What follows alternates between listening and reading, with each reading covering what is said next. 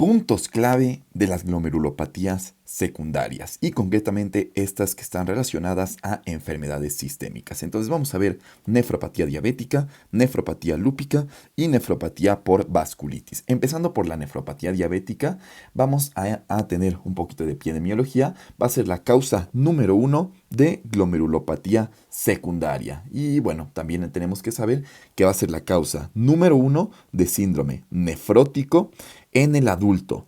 Pero esto en concreto, o con un contexto de patología secundaria, ¿no? Porque recordemos que la causa uno de síndrome nefrótico en el adulto como primaria va a ser la membranosa. Además está relacionada con, en cuanto a un poquito de clínica, con un paciente con una diabetes mellitus de larga evolución. Entonces ya va a ser un paciente que tenga desde hace ya muchos años diabetes y que empieza a tener proteinuria. Entonces va a ser proteinuria en rangos nefróticos, proteinuria alta. Y además también va a tener datos de algún otro daño a algún otro órgano blanco, concretamente datos de daño a pequeño vaso, ¿no?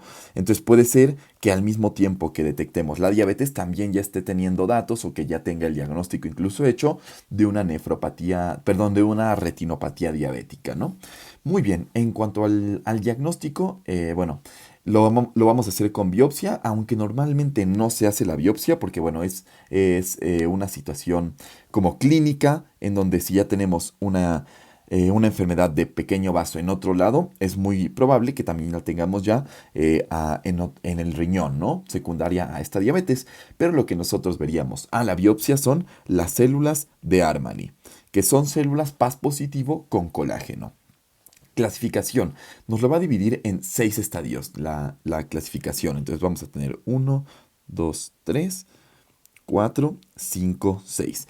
En el estadio uno lo que vamos a tener es una hiperfiltración. Entonces vamos a tener un aumento de la tasa de filtración glomerular. Y aquí podemos confundirlo con un paciente muy sano, ¿no? Que digamos, o sea, está mucho más alto de lo normal, ¿no? Está más alto de lo normal y no es sano, ¿no? Es justamente el estadio uno de la nefropatía diabética. Después el estadio 2 es un engrosamiento de la membrana basal.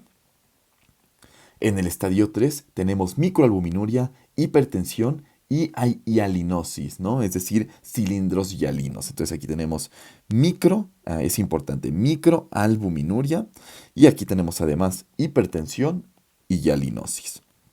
Después en el estadio 4 tenemos el síndrome de Kimelstein-Wilson y aquí ya también podemos tener la retinopatía. Entonces ya aquí hay enfermedades de daño de pequeño vaso en otros lados. En la 5 hay esclerosis. Y bueno, en la 6 lo que hay que saber aquí es que es el estadio o la fase en la que ya va a estar indicado el trasplante. Y bueno, el tratamiento únicamente es con control metabólico. Entonces, este control metabólico se basa en mantener la hemoglobina glucosilada en valores de menos de 7 y la tensión arterial en valores de menos de 130 a 80. En caso de necesitar controlar la presión arterial, vamos a usar IECAS.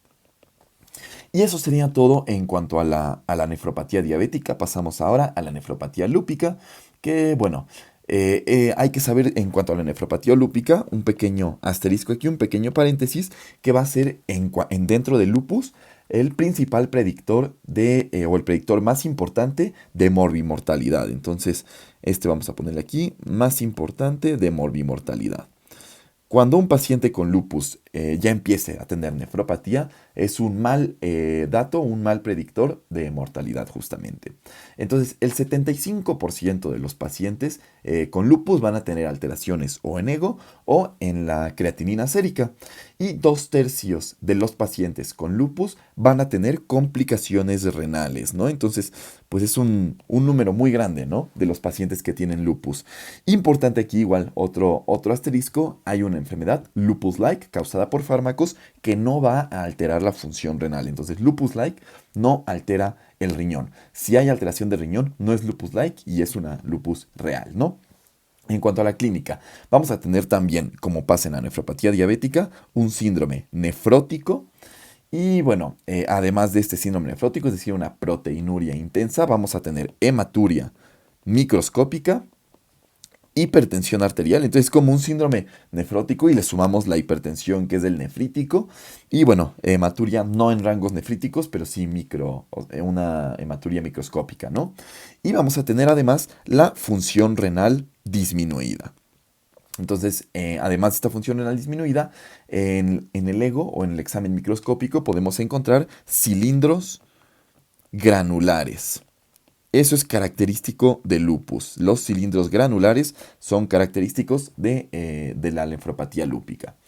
El diagnóstico lo realizamos con biopsia. Se le tiene que realizar biopsia a todos los pacientes que tengan lupus eritematoso. Entonces aquí le ponemos biopsia. Y como les digo, la biopsia se le hace a todos los pacientes con lupus eritematoso sistémico y que tengan además alguno de los siguientes datos que les voy a mencionar. Hematuria, proteinuria de más de 0.5 gramos por decilitro, disminución de la función renal, síndrome nefrótico o nefrítico, sedimento urinario, hematuria y ya. Eso sería todo, sedimento urinario nada más. Entonces, eso sería todo porque la hematuria entra en el nefrítico, ¿no? Entonces, si tiene lupus más alguno de esos 5 datos, entonces quedamos hematuria, proteinuria, disminución de función renal, nefrótico, nefrítico y sedimento urinario. Cualquiera de esos 5 sería más lupus, sería criterio para realizar la biopsia. Y a la biopsia, bueno, podemos clasificarla dependiendo de algunas cosas que encontremos. Lo que hay que saber. Bueno, aquí también en la guía de práctica clínica se nos menciona que la tasa de filtración glomerular, el GOLD para medirla, va a ser la prueba con inulina. Muy importante recordar esto. Recordemos nada más, la inulina es una sustancia que le vamos a dar al paciente y esta clásicamente no sé, o lo que la gran ventaja que tiene la inulina para estimar la tasa de filtración glomerular es que no se reabsorbe nada en el riñón de ella, ¿no? Entonces nos da una muy buena estimación de, pues, justamente cómo se encuentra el riñón. Entonces, importante recordar eso. En cuanto a la clasificación, que les digo que es lo que vamos a ver en la biopsia, tenemos que saber que la tipo 2, que es la mesangial proliferativa, entonces, mesangial proliferativa va a ser la que se relacione más con síndrome nefrítico, ¿no? Es decir, un síndrome con más hematuria e hipertensión arterial que con proteinuria. Y la tipo 4, que va a ser la proliferativa difusa. Entonces, proliferativa difusa. 4, proliferativa difusa, es la más frecuente de todas. Y bueno, aquí tenemos que saber también que este tipo va a disminuir el complemento. Recordemos que es una nefropatía lúpica que tiene P y por lo tanto disminuye el complemento. Va a aumentar los anticuerpos anti-DNA y nos va a generar proteinuria, hematuria e hipertensión arterial. Entonces, la misma triada que habíamos visto anteriormente, ¿no? Como de la suma entre nefrótico y nefrítico. Y bueno, el tratamiento aquí lo vamos a dar en primera línea con esteroide e inmunosupresor, ¿no? Entonces vamos a dar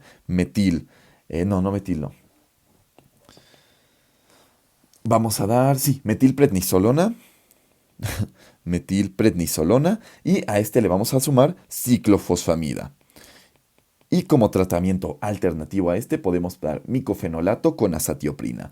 Y como segunda línea ya vamos con los anticuerpos que nuestra segunda línea, pero nuestro primer anticuerpo de primera línea va a ser rituximab.